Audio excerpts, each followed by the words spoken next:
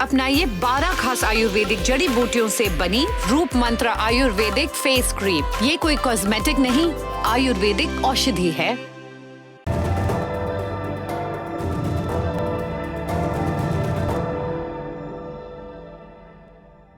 नमस्ते, मेरा नाम है सौरभ और आप देख रहे हैं इंटरनेशनल खबरों का ललन टॉप बुलेटिन दुनियादारी। आज बात होगी कोरोना संक्रमण की तीसरी लहर की। दुनिया के कई देशों में पिछले साल वाली स्थिति वापस लौट रही है। संक्रमण के नए मामले तेजी से बढ़ रहे हैं। सबसे खराब हालत यूरोप की है।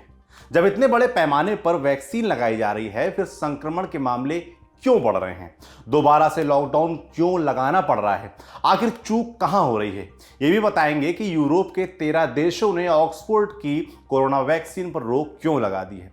इस वैक्सीन के क्या खतरे बताए जा रहे हैं? क्या ऑक्सफोर्ड वैक्सीन को वापस ले लिया जाएगा? सब विस्तार से जानते हैं। बात शुरुआत से। साल 2019 दिसंबर का महीना था। चीन से कुछ अपुष्ट खबरें बाहर आ रही थीं। पता चला कि वुहान में कुछ अजीब हो रहा है। वहां निमोनिया के अजीबोगरीब मामले सामने आ रहे थे।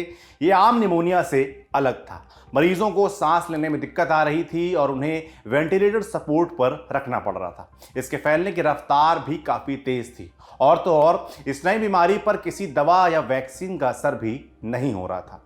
जनवरी आते आते साफ हो चुका था कि इसके पीछे कोरोना वायरस फैमिली के एक वायरस SARS-CoV-2 का हाथ है। चीन ने शुरुआत में जानकारी छिपाने की कोशिश भी की। कुछ डॉक्टर्स को बोलने से रोका भी गया, लेकिन ये बात ना तो छिपनी थी ना छिपी। कोरोना का संक्रमण धीरे धीरे चीन से बाहर फैलने लगा। दुनिया भर के देश इसकी चपेट में आने लगे। संक्रमितों की संख्या दिन दूनी रात चौगुनी रफ्तार से बढ़ रही थी। उस वक्त तक किसी को इस वायरस के बारे में ज्यादा जानकारी नहीं थी। मेडिकल जगत के सामने एक बड़ी चुनौती आ खड़ी हुई। बस इतना पता था कि ये वायरस लाइलाज और जानलेवा है।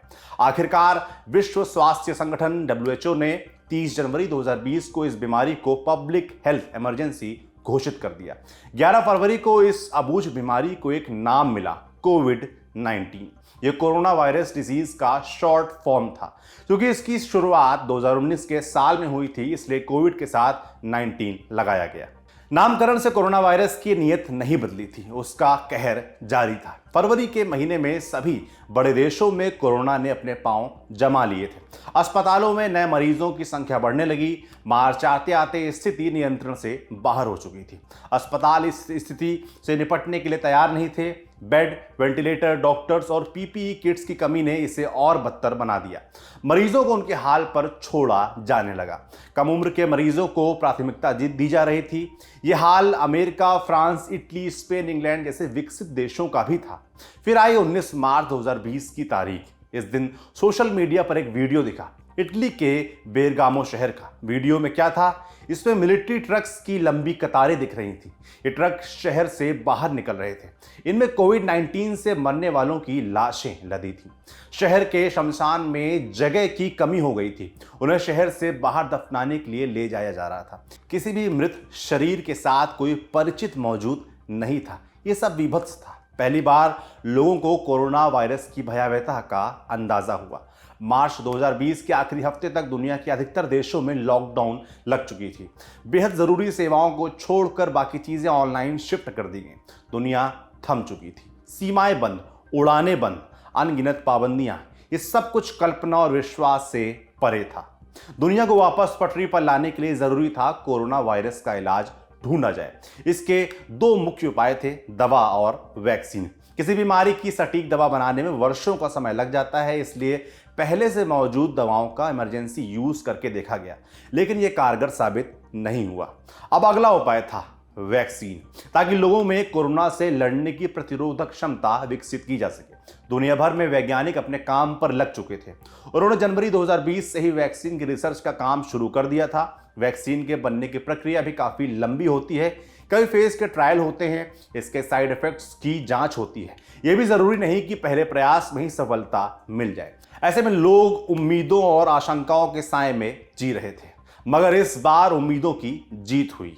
पहले फाइजर और उसके बाद मॉडर्ना कंपनी ने दावा किया कि उनकी वैक्सीन कोरोना से लड़ने में पूरी तरह से सक्षम है। जल्द ही इन वैक्सीन को इस्तेमाल की इजाजत भी मिल गई और तब जाकर शुरू हुआ वैक्सीनेशन अभियान। समय के साथ साथ नई वैक्सीन को भी अप्रूवल मिलता गया। यूरोप में ऑक्सफोर्ड एस्ट्राजेनेका, चीन में सिनोविक, भारत में कोवैक्सीन और कोविशील्ड आदि कई और भी वैक्सीन अभी ट्रायल फेज में हैं। क्योंकि यूरोप और अमेरिका के पास भरपूर पैसा था, उन्होंने पहले से ही वैक्सीन कंपनियों के साथ करार कर लिया था। इन देशों ने आबादी से कई गुना ज्यादा संख्या में वैक्सीन खरीद कर ली थी। उन्हें उम्मीद थी कि वैक्सीन आ जाने से कोरोना संक्रमण की रफ्तार कम हो जाएगी, नए मामलों में कमी आएगी, अस्पताल पर से बोझ कम होगा। मगर इसके बजाय स्थिति फिर से बिगड़ने लगी है। 16 मार्च 2021 को इटली में 20,396 नए मामले सामने आए हैं। सरकार ने 11 प्रांतों में लॉकडाउन लगा दिया है। लोग सिर्फ जरूरी कामों के लिए बाहर जा सकते हैं, मसलन ग्रोसरी या दवा खरीदने या ऑफिस जाने के लिए। इसके लिए उन्हें कागज दिखाना होगा कि वे कहां और क्यों जा रहे हैं। इसी तरह फ्रांस में 16 मार्च को लगभग 30,000 मामले दर्ज किए गए। अस्पतालों के आईसीयू बेड्स भर गए हैं। वहां कई इलाकों में लॉकडाउन लगाना पड़ा है। अगर यही स्थिति बरकरार रही तो पूरे देश को लॉकडाउन के दायरे में लाया जा सकता है। बेल्जियम में लॉकडाउन को 1 अप्रैल तक के लिए बढ़ा दिया गया है। जर्मनी में हेल्थ वर्कर्स को तैयार रहने के लिए कहा गया है। यहां भी संक्रमण के तीसरी लहर की आशंका जताई जा रही है। ऐसा नहीं है कि सिर्फ यूरोप कोरोना की तीसरी लहर की चपेट में आया है। दक्षिण अमेरिकी देश ब्राजील में राष्ट्रपति जायर बोल्सोनारो को नया हेल्थ मिनिस्टर नियुक्त करना पड़ा है। ब्राजील संक्रमण और मौतों के मामले में दूसरे स्थान पर पहुंच गया है। वहां कोरोना से 2.90 लाख लोग अपनी जान गंवा चुके हैं। 16 मार्च का दिन भारत के लिए भी अच्छा नहीं रहा।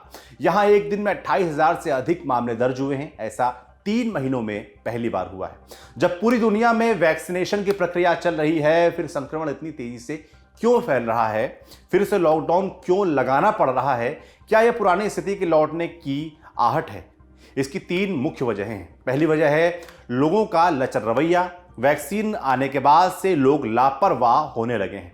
उन्होंने फिजिकल डिस्टेंसिंग पर ध्यान देना छोड़ दिया है। ऐसी कई रिपोर्ट्स आई हैं जिसमें मास्क के लिए लोगों को लड़ते देखा गया। जितने सजग वे शुरुआत में थे उतने अब नहीं रहे। लोगों को यह लगने लगा है कि अब क्या ही होगा। ऐसे लोगों को यह समझने की जरूरत है कि वैक्सीन अभी हर इंसान तक नहीं पहुंची है। आखिरी व्यक्ति तक पहुंचने में महीनों को वक्त लग सकता है। इम्यूनिटी डेवलप होने में भी समय लगता है। इसलिए फिलहाल के लिए भीड़ से दूरी बनाए रखने, मास्क पहनने और हाथों को साफ करते रहने से ही संक्रमण से बचा जा सकता है। दूसरी वजह है कोरोना वायरस के नए वेरिएंट।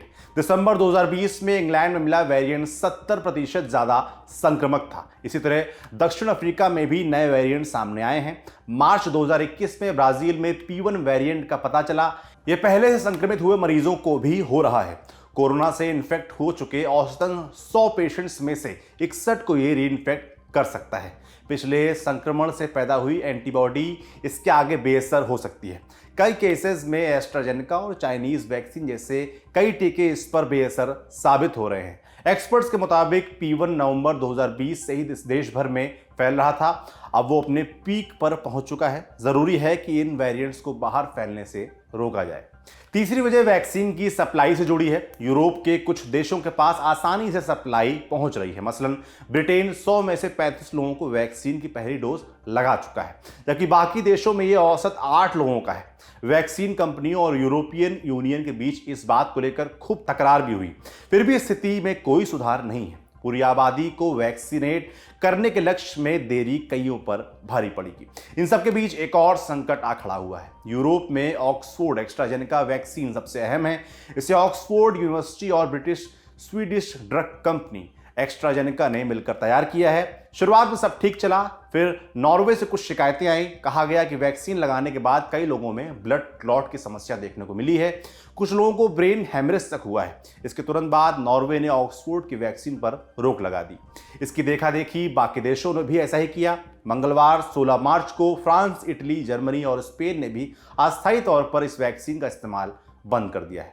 अब तक यूरोप के 13 देश इस लिस्ट में शामिल हो चुके हैं। भारत में इस ऑक्सफोर्ड एस्ट्राजेनेका वैक्सीन के वर्जन का नाम है कोविशील्ड। इसे सीरम इंस्टीट्यूट ऑफ इंडिया ने तैयार किया है। ब्लड क्लॉट की रिपोर्ट्स पर भारत सरकार की भी नजर है। यहां अभी तक इसके इस्तेमाल पर रोक लगाने की बात तो सामने नहीं आई है। हालांकि सरकार इस पर अभी भी नजर बनाए हुए है। WHO ने कहा है कि ऑक्सफोर्ड वैक्सीन और ब्लड क्लॉटिंग के मामलों का आपस में कोई संबंध नहीं है। इस समस्या की वजह दूसरी है। यूरोपियन यूनियन ने भी वैक्सीन को सेफ बताया है। उनका कहना है कि नुकसान की तुलना में वैक्सीन के फायदे कहीं ज्यादा हैं। एस्ट्राजेनेका ने भी बयान जारी कर वैक्सीन के प्रति लोगों को आश्वस्त किया है। फिलहाल आगे की जांच चल रही है। अगर जांच में सब ठीक रहा तो इस वैक्सीन पर लगी पाबंदी हटा ली जाएगी। यह था हमारा बड़ी खबर सेगमेंट। अब बढ़ते हैं सुर्खियों की तरफ। पहली सुर्खी अमेरिका से है। अटलांटा शहर के एक मसाज पार्लर और 2 स्पा में गोलीबारी की खबर आई है। इन हमलों में 8 लोगों की मौत हो गई है। मरने वालों में 6 एशियाई मूल की महिलाएं हैं। इनमें से 4 कोरिया मूल की थीं। पुलिस ने 21 साल के एक संदिग्ध हमलावर को गिरफ्तार किया है। अभी तक हमले की असली वजह का पता नहीं चल सका है। पिछले कुछ महीनों में एशियाई लोगों के खिलाफ हेट स्पीच और मारपीट के मामले बढ़े हैं। उन्हें कोविड-19 के लिए जिम्मेदार ठहराया जाता है। दावा किया जा रहा है कि यह हमला उसी नफरत की एक कड़ी है। दूसरी सुर्खी जापान से है। यहां की एक डिस्ट्रिक्ट कोर्ट ने समलैंगिक विवाह को अवैध ठहराने वाले कानून को असंवैधानिक घोषित कर दिया है। अदालत ने कहा है कि यह कानून समानता के अधिकार के खिलाफ है। कोर्ट के इस फैसले को LGBTQ समुदाय की बड़ी जीत बताया जा रहा है। जापान के संविधान में समलैंगिक शादी को मान्यता नहीं दी गई है। जापान G7 देशों के समूह में शामिल इकलौता देश है जहां समलैंगिक विवाह की इजाजत नहीं है।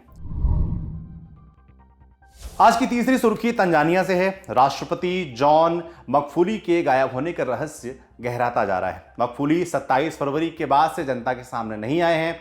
उनको लेकर अलग अलग तरह के दावे चल रहे हैं। कहा जा रहा है कि मगफुली कोरोना से संक्रमित हो गए हैं और वेंटिलेटर पर हैं, लेकिन कहां इसको लेकर कोई पुष्टि नहीं हुई है। सरकार इन दावों को अफवाह बता रही है। हालांकि वो आगे कुछ भी बताने से बच रहे हैं। मगफुली कोरोना को बकवास बताते रहे हैं। आज के दुनियादारी में बस इतना ही। हंसते हंसाते रहिए। अपना और अपनों का ख्याल रखिए। शुभ रात्रि। कसर रह गई हमारी कोशिशों में, कसक रह गई कि देश जितना बेहतर, जितना महान हो सकता था, हो नहीं पाया। और एक कसम रह गई कि देश का जो कर्ज है उसे थोड़ा बहुत तो उतारना है। भावुकता का लबादा ओढ़कर बोलता तो यूं बोलता, लेकिन बात सीधी है तो सच्चे ढंग से आप तक कही जानी है। लल्लन टॉप लेकर आया है एक नया प्लेटफॉर्म, तेरा तुझको अर्पण। ये प्लेटफॉर्म उन सब भारतवासियों के लिए है जो भारत से दूर किसी दूसरे देश की जमीन पर हैं, कभी पढ़ाई के लिए, कभी नौकरी के लिए। ये उन सब भारतवंशियों के लिए भी है जिनकी पहचान का हिस्सा ये महान देश है, लेकिन कुछ कसर और कसक है। तो आइए कसम खाएं कि देश को बेहतर बनाएं।